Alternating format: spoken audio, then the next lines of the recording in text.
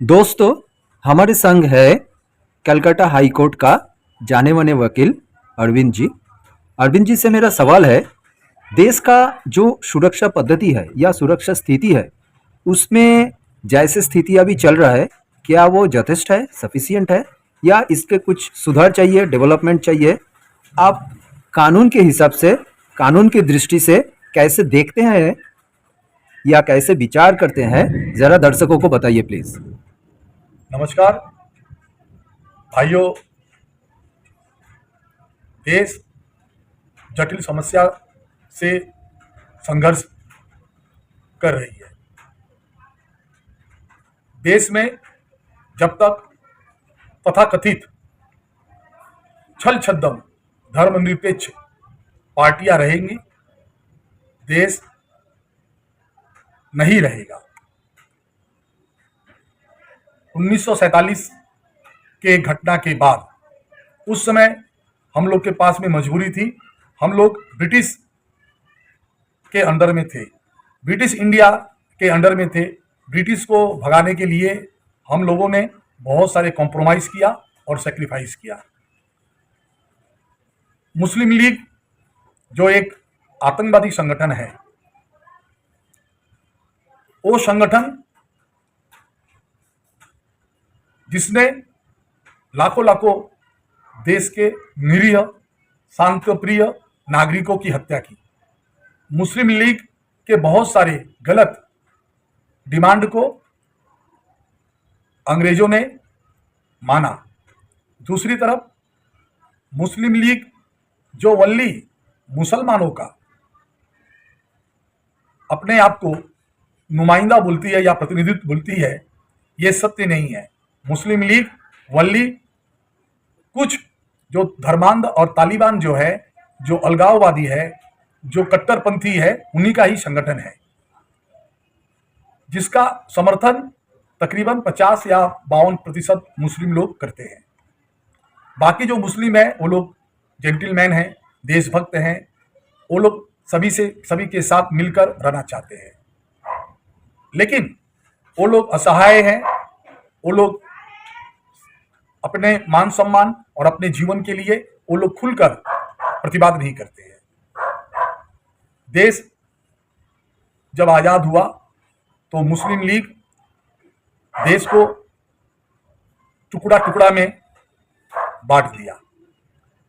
मुस्लिम league देश को सिर्फ डिवाइड ही नहीं किया, उसने मानवता के जो सबसे बड़े संदेहवाहक जो हमारा देश है, जो शांति, अमन, प्रेम, दूसरे का मदद करना, जो विचारधारा है, उस विचारधारा के लोगों के पीठ में विश्वासघात करते हुए छुरी भोंक दिया और देश का विभाजन हुई।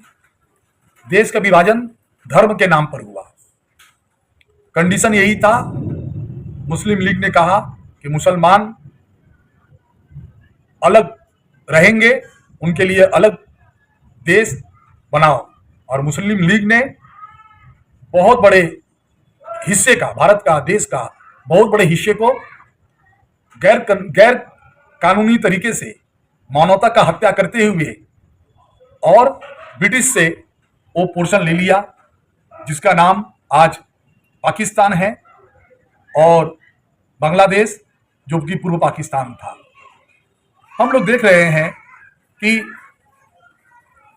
आज सारा पृथ्वी में जहां पर ये लोग मुस्लिम लोग हैं, सीरिया जहां पर भी है, वो देश आज बर्बाद हो गया।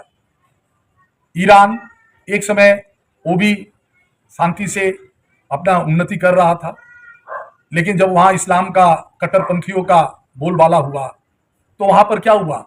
मानवता का हत्या हुई, मनुष्य की हत्या हुई, जगह जगह पर बम ब्लास्ट हो रही है, माँ और बहनों का इज्जत लूटा जाता है। यही कार्य अफगानिस्तान जो एक समय भारतवर्ष का हिस्सा था, वहां पर जब ये मुस्लिम कट्टरपंथी, जब ये लोग शक्तिशाली हुए तो वहां पर जो लोग गैर मुस्लिम थे उनको हत्या किया, उनके माँ बहन की इज्जत को लूटा। इनका ये पॉलिसी ही है। ये लोग जब छोटा मछली रहेंगे तब तो ठीक है, जब ये बड़ा मछली होंगे तो अन्य जितने भी छोटे मछली है सबको वो लोग निगल जाएंगे। इसी कैरेक्टर के वजह से, इसी चरित्र के वजह से पाकिस्तान और बांग्लादेश का निर्माण हुआ। जबकि दूसरी ओर जो लोग सनातनी लोग हैं,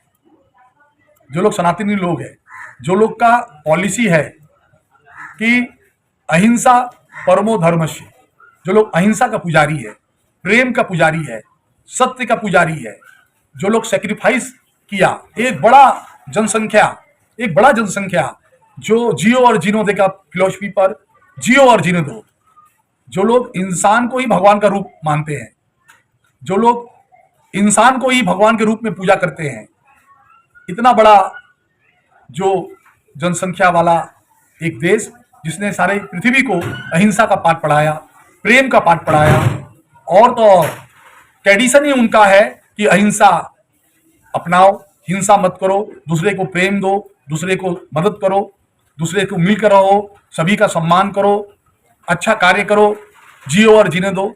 एक इतना बड़ा जनसंख्या वाला जो एक देश, वो देश जब विभाजित हो गई, विभाजन होने के बाद जो लोग तालिबान विचारधारा के लोग थे, जिन्होंने देश को बंटवारा किया और पृथ्वी के इतिहास में, मानव सभ्यता का इतिहास में इतना घृणित धर्म के बेस করে जब देश का बंटवारा हो गई तो लीगली इस देश में मुस्लिमों का रहने का अधिकार खत्म हो गया। ये तो अच्छी बात है कि जो सनातन धर्म के लोग हैं, हिंदू, बौद्ध, जैन, सिख, ये लोग उदार है। इन्होंने सब कुछ भूलकर, जिन लोगों ने इनके पीठ पर छुरी मारा, इनके आत्मीय स्वजन की हत्या की, इनके परिवार की हत्या की, सब भूलकर उन लोगों को यहाँ पर रहने के लिए सिर्फ जगह ही नहीं दिया, उनको कभी भी भेदाभेदी नहीं किए, बिंदु मात्र कभी भी किसी तरह का उनके साथ भेदभाव करना।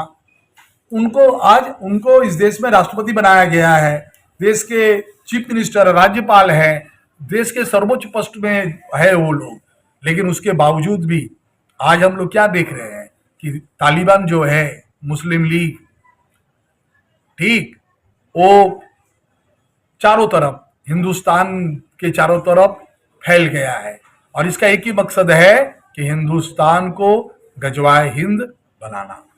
और इसी इन लोग का जो प्लान और प्रोग्राम है ये सेटल्ड है, ठीक, और इसी प्लान एंड प्रोग्राम के तहत ये लोग एक्टिव है और इनका एक ही उद्देश्य पूरे हिंदुस्तान को गजवाए हिंद करना। जब इनको मौका मिलता है ये लोग उसका सहारा लेते हैं और ये लोग अच्छी तरह से जानते हैं कि हमारा इस कुकर्म को कोई भी हमारे विरुद्ध में एक्शन नहीं लेगा। तो देश में कठोर आइन बनाना जरूरी है और कठोर आइन अगर नहीं बनाकर उसको ईमानदारी से इम्प्लीमेशन नहीं किया जाएगा तो आने वाले दिनों में हिंदुस्तान पूरी बर्बाद हो जाएगी। हिंदुस्तान बोलकर देश इस पृथ्वी में ही नहीं रहेगी, उसका नामो निशान मिटना अवधारित है।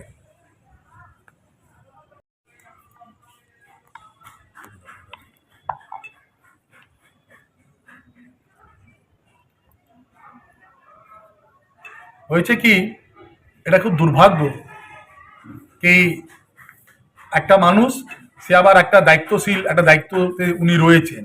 যাই হোক, ওনার এই যে কথাটা উনি যে বলছেন, এটা দেশের শত্রুরাই বলতে পারে।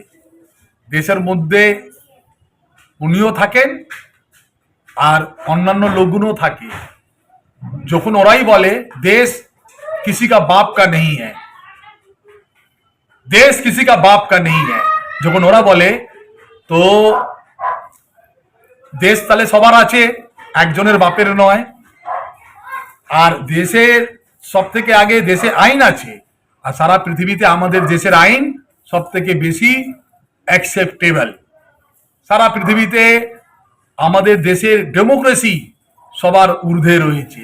তো দেশে আইন রয়েছে, আর দেশে ডেমোক্রেসি রয়েছে, দেশে সোলজার রয়েছে। উনি যে ভাবছেন আমরা কাশ্মীর করেছি, রাতারাতি 10 লক্ষ হিন্দুদেরকে মেরে কেটে তাদের ঘর বাড়ি দখল করে নিয়েছি, সেটা এখানে বেঙ্গলে করব। তখনকার পরিস্থিতি আলাদা ছিল, গভর্নমেন্ট আলাদা ছিল। আমাদের স্টেট গভর্নমেন্ট কন্ট্রোল করতে পারছে না তা বলে নয়, পুরোপুরি আমি স্টেট গভর্নমেন্টকে দোষ দেব না। যেখানে ভোটের পলিটিক্স একটা বড় অ্যামাউন্ট ইউনাইটেডলি ভোট করে, তো সেখানে আমাদের পলিটিশিয়ানগুলো অত ফেয়ার নয় আর অত ন্যাশনালিস্ট নয়। সেটা হলো পলিটিক্স, আমি পলিটিক্স এখানে আসছি না। একটা যেটা নেচার্স ল কি আছে, যদি কেউ কাউকে মারে তো সে তো তাকে ছেড়ে দেবে না, সে পাল্টে ওকে 10টা মারবে। তো যেই লোকটা বলেছে আমি মেরে দেবো, আমার ক্ষমতা, তো সেটা বলছে, তো সে ভুল করছে।